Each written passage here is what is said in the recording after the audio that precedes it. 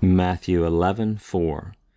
Kai apokrithes, ha Jesus epen autois, paruthentes apangelate Ioanne, ha akueta kai blepeta.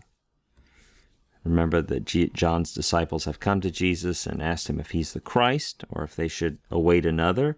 We read, and answering, Jesus said to them, "Go announce or report to John that which you hear and you see."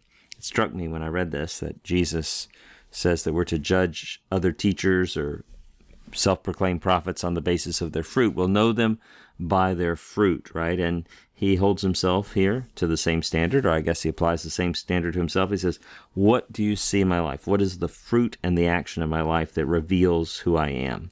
Okay, let's look through this. So apokrithes is from apokrinomai.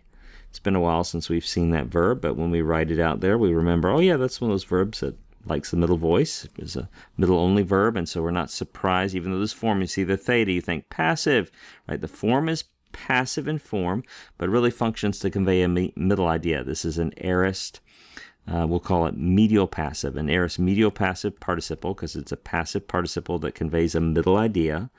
And it's nominative masculine singular describing Jesus. It's a redundant or pleonastic participle. Answering, he said, saying, he answered, right? Where we're repeating the same idea there. It's not really necessary, but it's a Semitic style of speaking, right?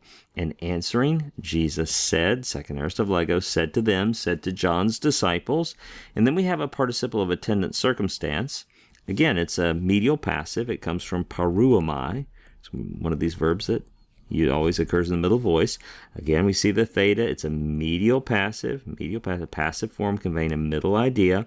Aorist, medial passive participle. It's nominative masculine plural because it's plural because it's Jesus is addressing the plural disciples of John here. Then he gives an imperative from apangelo, to announce or report. Go.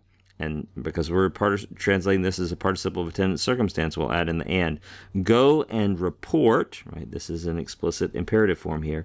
Go and report to John, there's your relative pronoun, headless relative clause, the things that which you all hear and you all see.